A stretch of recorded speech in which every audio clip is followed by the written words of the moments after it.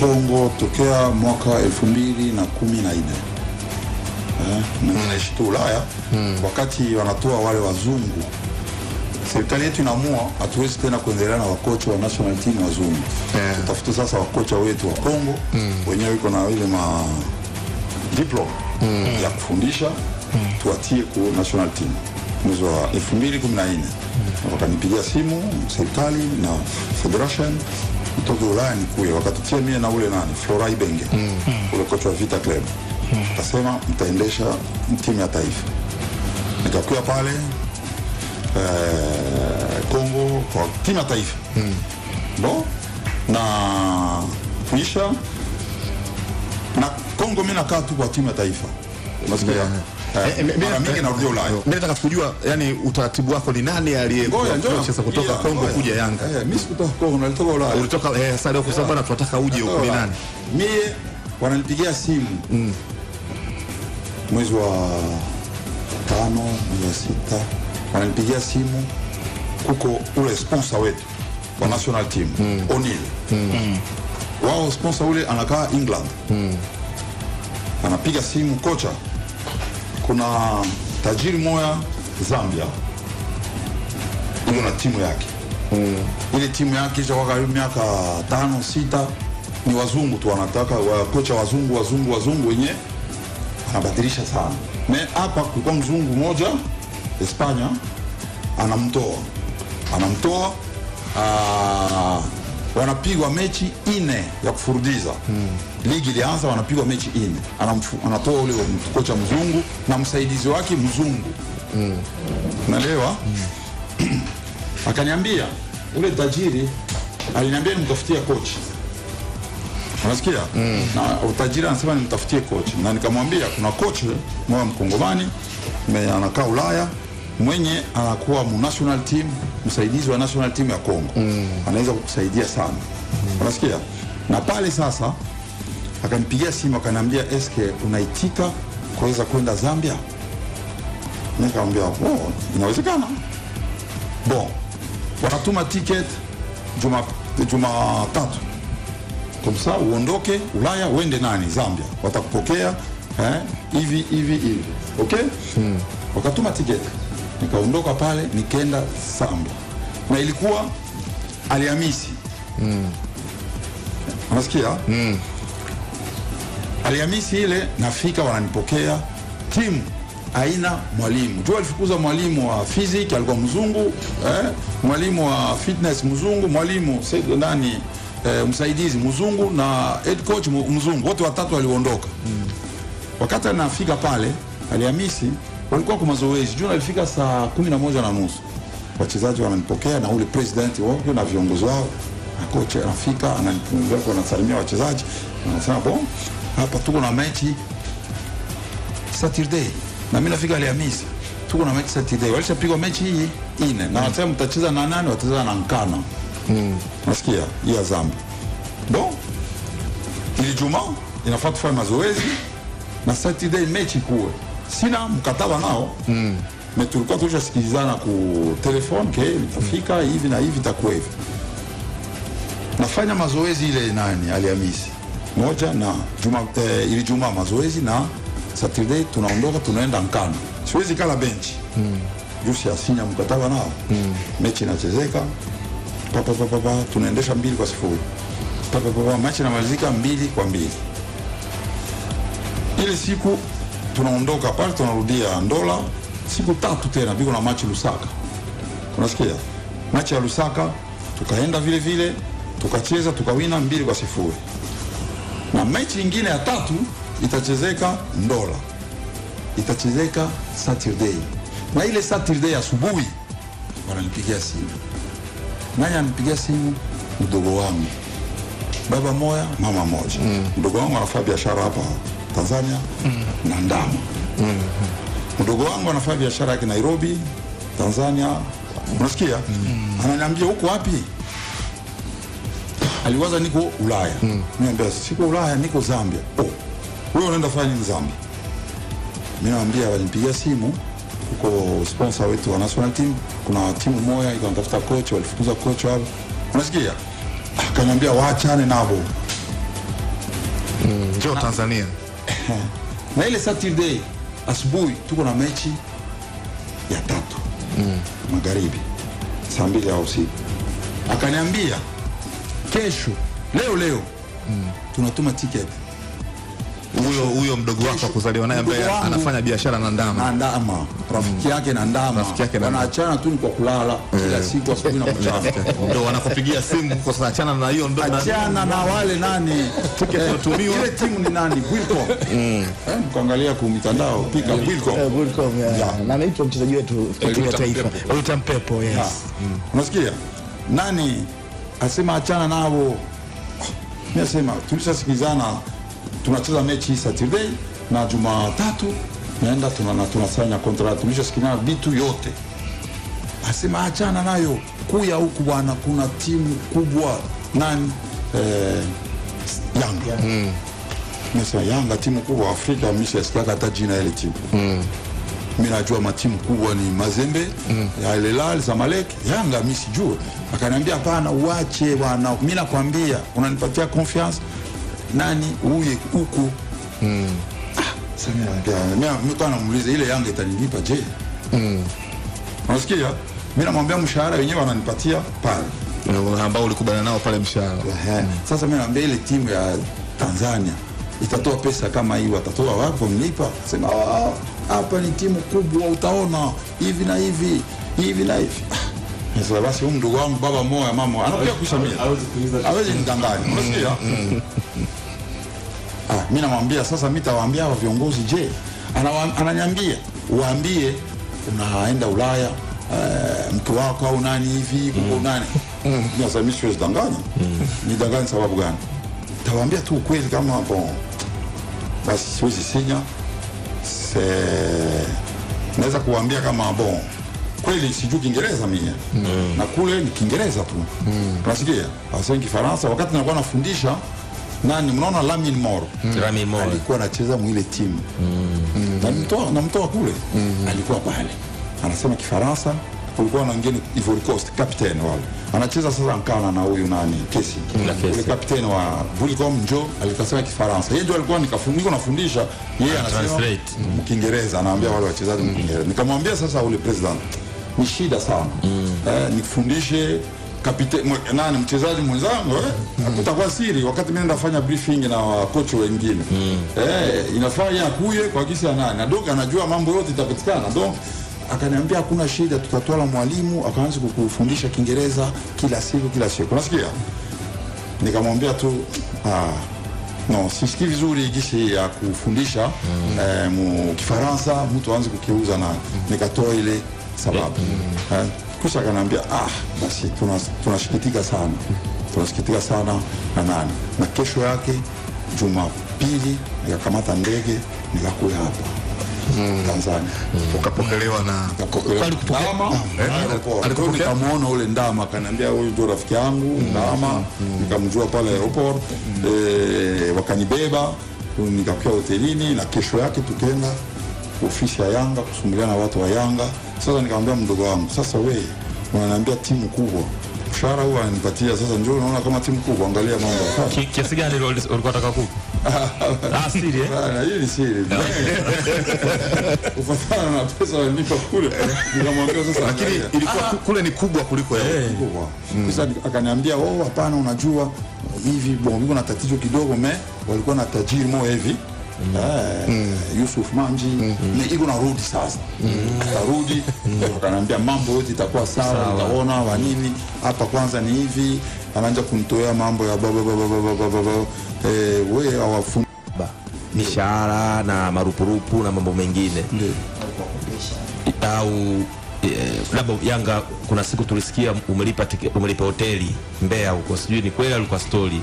Umelipa tiketi ya ndege, sijui ni kweli au ni story. Kama ni kweli, na zile wenyewe unazisamee au utaomba urudishie? Utaomba urudishie. No. Unajua watu wanaandika vitu mingi ya uongo. Sasa hapa naona hapa gazeti hapa wanaandika Zaira. Hii Zaira ndio basi tena gazeti la shilingi milioni 108. Hii ni uongo. Fuatana swali yako. wakati tiketi ya kusafiri kwenda Mbeya City nalikuwa Ulaya nalikuwa Ulaya sikuwa mechi ile wakasema kama nalikuwa Ulaya mimi nalipaswa kuya timu iliondoka mbele ya mimi kufika iliondoka mbele ya mimi kufika wakati wananiambia kwa kwenda Mbeya City iko kilomita kama ngapi hivi 815 mbali sana kisha mimi nikamwambia mtaenda na basi akasema tutaenda na basi unasikia mimi nikamwambia ule Katibu Omari na ule dada Justina nikamwambia sasa mwende muulize bei ya ndege kwa watu 27 28 okay kaenda wakauliza bei ya ndege wakasema iko hivi nikamwambia sasa mfanye hivi mwende fanye booking ni kesho na kutumia pesa uende ulipe ndege unasikia na pale sinjo ile kipindi alitowaka ile idea kusema kama wanachama wa Yanga kama mnaweza kusaidia timu yetu vizuri unasikia wakati wanachama walitainia kwa kufanya booking kwa sababu tusikose fasi ya kwenda ndege mimi nikalipa unasikia wakati walichangiaka ile mapesa ile nani wale wana siku 3 4 ile karibu milioni 10 12 wakati nalitoka Ulaya walinirudishia ile pesa ilirudi unasikia donc mimi nalipa ni kwa kusema kama hilo kama zile nafasi za ndege na kwa vile okay mimi hii kusema kama nalipia timu hoteli nini ile watu wanasema vitu ya uongo nishaelewa kwamba yeye alikuwa alilipa lakini akarudishiwa mzigo wake adai alilipa kubook kufanya booking ile mapema ili zile tiketi zisikosekane kwa sababu hakuna kama wanavyosema kishika uchumba vile na ndio kashalipa tayari kwa sababu airline washachukua mzigo maana tiketi nafasi ya tiketi na ndio nature ya biashara yenyewe labda mimi swali langu moja uongozi wa sasa umekukuta wewe ndio walinikuta utofauti wa uongozi uliopita na uongozi huu upoje ule uliokupokea na uongozi huu ulioingia madarakani problem ya viongozi walinipokea unajua wewe mtu kama hauna uwezo wote hauna kitu cha kusema kweli unakuwa tu basi nikasema wataniambia wewe tupatie hivi wachezaji wanapenda hivi na hauna tunakuwa shida donc wale viongozi wa zamani walikuwa natuachia wanatoa mzigo hapana wanaacha kazi tunafanya yani wanaachia timu na uhuru yani kila uhuru wote unasikia tunafanya mazoezi sisi tunawaambia tu ni hivi haya hakuna nani yoyote yenyewe inawezekana kufanyika kwa kuingia mambo ya kutimu unasikia kuwa tofauti na viongozi hii sasa wao walichakuliwa kuna makamati ya hivi kamati ya hivi sasa ile makamati sasa ndio inakuwa kila mtu anapenda kila mtu anakuwa kuungambo yake unasikia sasa ile kufuatana na timu kuko tofauti na kusema kama tufuate shida kubwa ni nani ya mwenyekiti mwenyewe unasikia mwenyekiti mwenyewe kisa alikuwa mwalimu mwenyekiti wa sasa alikuwa kocha donc yeye anakuwa na kuleta ma message yenye inafanya ile wanaita mkifaransa confusion ina confusion inachanganya nimpatie mfano tutacheza mechi sasa vile kesho leo usiku tunakuwa na video wachezaji tunaangalia video ya mechi yetu angalia au siku ya mechi asubuhi mnaona mwenyekiti sasa anakuja anaanza jamaa anakia kwa ripoti niko na amani yamini na naamini na nawaamini tuko na timu nzuri kisha anaanza kuleta maelekezo angalia Faisal wakati uko midfield kualeta mmoja hapana fanya hivi sio nani huyo nani hivi unafanya pasi kisha ukasharudia wewe unakuwa unafunga kwa nini unasikia inakuwa changamoto kwa wakati mwenyekiti anaweza wewe unabidi ukae pembeni yeye mwenyekiti ndio anaanza kusema wakati leo usiku tutacheza mechi kesho anatoa maelekezo hapa moyo yani motivation unasikia unaweza kusema jamani nakuya kuwapatia nani motivation kesho tujitandae bwana, unajua tuko na mechi 4 ya 5 sasa, hii inafaa tufae vizuri, ndeke vizuri, najua kama siwe viongozi tuko na imani na mweye, haya fashi na wasapoti, haya tutaonana kesho. Hauwezi kuya uanze kusema namna gani wachezaji wacheze. Unasikia? Nishakuelewa. Uanze kuleta maelekezo ya kusema kama nani hivi, unaona mkafanya kama unapanda kama unafanya hivi inakuwa hivi. Kuna siku yenyewe alifanya kosa kubwa sana. Ni siku yenyewe aliwaambia wachezaji Faisal, kama nani wewe unaenda Makame usiende, usikie Makame usipande usiende, nani bakia katikati ufanye hivi ufanye hivi. Na wakati mie sifundishi vile, wakati mie wa midfield wangu wote ikakuwa Makame, ikakuwa Faisal, midfield ukaangalia Manchester City wanashambulia watu 7-8 kila saa. Barcelona wanashambulia watu 7-8 kila saa. Mshaona midfield yeye kazi yake ni kubakia. Hakuna. Sasa wewe wakati unaambia wachezaji vile na kila siku kuna mazoezi, si tunafanya mazoezi. Na movement yetu na wale wote wawili waende. Wachezaji wakaanza kusumbulia. Sana sema mbona kocha unasikia confusion na ile anaifanya mara mingi. Unaweza kukumbuka ilikuwa ni adabu yangu na katu tu unaangalia naweza nikasimama pale jamani, yeye anasema ni yeye mawazo yake haipo chini, haiko sema si watu wakosa kwa mawazo ya hivi tucheze vile, unasikia kwa adabu na katu. Kuna jambo moja Alex, kufuatana na swali yako. Sasa okay, tunaenda kwenye break feed after rejea kwa director rudi. Kongo tokea mwaka 2014 naishi tu Ulaya, wakati wanatoa wale wazungu, serikali yetu inaamua hatuwezi tena kuendelea na wakocha wa national team wazungu. Tutafute sasa wakocha wetu wa Kongo wenyewe iko na ile diploma ya kufundisha, tuatie ku national team. Mwezi wa 2014 wakanipigia simu serikali na federation kutoka Ulaya nikuye, wakatutia mie na ule Florai Benge, ule kocha wa Vita Club. Akasema mtaendesha timu ya taifa. Nikakuya pale Kongo kwa timu ya taifa. Na kuisha na Kongo mimi nakaa tu kwa timu ya taifa. Unasikia? Mimi narudia Ulaya. Mimi nataka kujua yani utaratibu wako ni nani aliyekuacha kutoka Kongo kuja Yanga? Mimi sikutoka Kongo, nalitoka Ulaya. Ulitoka sasa leo kusema bwana tunataka uje huko, ni nani? Mimi wananipigia simu mwezi wa 5 mwezi wa 6 wananipigia simu kuko ule sponsor wetu wa national team O'Neil. Wao sponsor ule anakaa England. Anapiga simu kocha, kuna tajiri moya Zambia iko na timu yake. Ile timu yake cha karibu miaka 5-6 ni wazungu tu, wanataka kocha wazungu wenyewe anabadilisha sana. Na hapa kulikuwa mzungu mmoja Hispania anamtoa wanapigwa mechi 4 ya kufurudiza. Ligi ilianza wanapigwa mechi 4. Anatoa ule kocha mzungu na msaidizi wake mzungu. Unaelewa?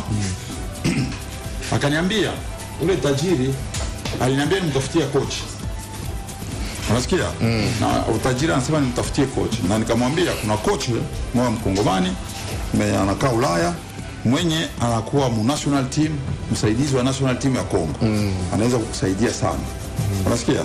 Na pale sasa akanipigia simu akaniambia eske unaitika kuweza kwenda Zambia? Nikamwambia inawezekana. Wanatuma ticket Jumatatu. Kumsa uondoke Ulaya uende Zambia. Watakupokea hivi. Okay? Wakatuma ticket. Nikaondoka pale nikaenda Zambia. Na ilikuwa Alhamisi. Unasikia? Alhamisi ile nafika wananipokea, timu haina mwalimu. Jua alifukuza mwalimu wa physics alikuwa mzungu, mwalimu wa fitness mzungu, mwalimu msaidizi mzungu na head coach mzungu, wote watatu waliondoka. Wakati nafika pale Alhamisi walikuwa kwa mazoezi. Jua alifika saa 11:30. Wachezaji wananipokea na ule president wao na viongozi wao. Na kocha anafika ananipokea anasalimia wachezaji. Anasema bon, hapa tuko na mechi Saturday. Na mimi nafika Alhamisi. Tuko na mechi Saturday. Walishapigwa mechi hii ine. Na wanasema mtacheza na nani? Watacheza na Nkana. Nasikia hii Azam. Bon. Ili Juma inafaa tufanye mazoezi na Saturday mechi kuwe. Sina mkataba nao. Mais tulikuwa tulishasikilizana ku telefone ke mtafika hivi na hivi takuwa hivi. Nafanya mazoezi ile nani Alhamisi moja na ili Juma mazoezi na Saturday tunaondoka tunaenda Nkana. Siwezi kala bench. Jusi asinya mkataba nao. Mechi inachezeka. Papa tunaendesha 2-0. Papa mechi inamalizika 2-2. Ile siku tunaondoka pale tunarudia Ndola. Siku 3 tena biko na machi Lusaka. Unasikia? Machi ya Lusaka tukaenda vile vile tukacheza tukawina 2-0. Na mechi nyingine ya 3 itachezeka Ndola. Itachezeka Saturday. Na ile Saturday asubuhi wananipigia simu. Nani anipigia simu? Mdogo wangu. Baba moja, mama moja. Mdogo wangu anafanya biashara hapa Tanzania na Ndama. Mdogo wangu anafanya biashara yake Nairobi, Tanzania. Unasikia? Ananiambia uko wapi? Aliwaza niko Ulaya. Niambia siko Ulaya, niko Zambia. Oh. Wewe unaenda fanya nini Zambia? Mimi naambia walinipigia simu uko sponsor wetu wa national team, kuna timu moja ikanitafuta coach, walifukuza coach wao. Unasikia? Akaniambia waachane nabo. Njoo Tanzania. Na ile Saturday asubuhi tuko na mechi ya 3 magharibi saa 2 au usiku. Akaniambia kesho leo tunatuma ticket. Huyo mdogo wako kuzaliwa naye ambaye anafanya biashara na Ndama. Rafiki yake na Ndama. Wanaachana tu kwa kulala kila siku asubuhi na mchana. Ndio wanakupigia simu kwa sababu achana na hiyo ndo achana na wale nani ticket tutumiwa. Ile timu ni nani? Wilcom. Kuangalia kwa mitandao pika Wilcom. Na anaitwa mchezaji wetu wa taifa. Utampepo, yes. Unasikia? Nani asema achana nao? Mimi nasema tulishasikizana tunacheza mechi Saturday na Jumatatu naenda tunasanya contract. Tulishasikizana vitu yote. Asema achana nayo. Kuya huku bwana kuna timu kubwa nani Yanga. Mimi Yanga timu kubwa Afrika mishasikia hata jina ile timu. Mimi najua matimu kubwa ni Mazembe, Al Hilal, Zamalek, Yanga mimi sijui. Akaniambia hapana uache bwana. Mimi nakwambia unanipatia confiance nani uye huku. Sasa mimi kana muulize ile Yanga itanilipa je? Unasikia? Mimi namwambia mshahara wenyewe wananipatia pale. Ambao ulikubaliana nao pale mshahara. Sasa mimi naambia ile timu ya Tanzania itatoa pesa kama hii, watatoa wapi mnipa? Sema hapa ni timu kubwa utaona hivi na hivi na hivi. Sasa basi huyu mdogo wangu baba moja mama anakuja kushamia. Hawezi nidanganya. Unasikia? Mimi namwambia sasa mimi tawaambia wa viongozi je? Ananiambia uambie unaenda Ulaya mke wako au nani hivi kuko nani. Mimi sasa mimi siwezi danganya. Nidanganya sababu gani? Tawaambia tu ukweli kama bon. Basi siwezi senya. Naweza kuambia kama bon. Kweli sijui Kiingereza mimi. Na kule ni Kiingereza tu. Unasikia? Hawasemi Kifaransa wakati nilikuwa nafundisha nani mnaona Lamine Moro alikuwa anacheza mwile timu. Na mtoa kule alikuwa pale. Anasema Kifaransa, kulikuwa na wengine Ivory Coast captain wale. Anacheza sasa Nkana na huyu nani Kesi.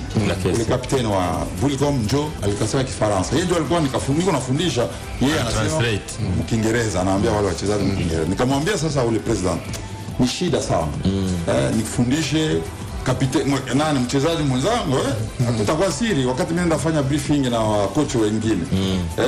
Inafaa yeye akuye kwa kisa nani na doga anajua mambo yote itapatikana. Donc akaniambia hakuna shida, tutatoa mwalimu akaanza kukufundisha Kiingereza kila siku. Unasikia? Nikamwambia tu No, sisikii vizuri kisi ya kufundisha mu Kifaransa mtu aanze kukiuza na nikatoa ile sababu. Kisha akaniambia basi tunasikitika sana. Tunasikitika sana na nani. Na kesho yake Jumapili nikakamata ndege nikakuja hapa Tanzania. Ukapokelewa na Ndama. Alikuwa nikamuona ule Ndama akaniambia huyu ndio rafiki yangu Ndama, nikamjua pale airport, wakanibeba nikakaa hotelini na kesho yake tukaenda ofisi ya Yanga kusumuliana na watu wa Yanga. Sasa nikamwambia mdogo wangu, sasa wewe unaniambia timu kubwa, mshahara huo ananipatia, sasa njoo unaona kama timu kubwa, angalia mambo haya. Kiasi gani ulikuwa unataka kupa? Siri bana, hii ni siri. Kufuatana na pesa wanipa kule. Nikamwambia sasa, lakini ilikuwa kule ni kubwa kuliko yeye. Kubwa. Kisha akaniambia, hapana, unajua hivi bongo na tatizo kidogo walikuwa na tajiri moja hivi. Yusuf Manji iko narudi sasa. Narudi akaniambia mambo yote itakuwa sawa, utaona wa nini hapa, kwanza ni hivi, anaanza kunitoa mambo ya baba wewe hawafu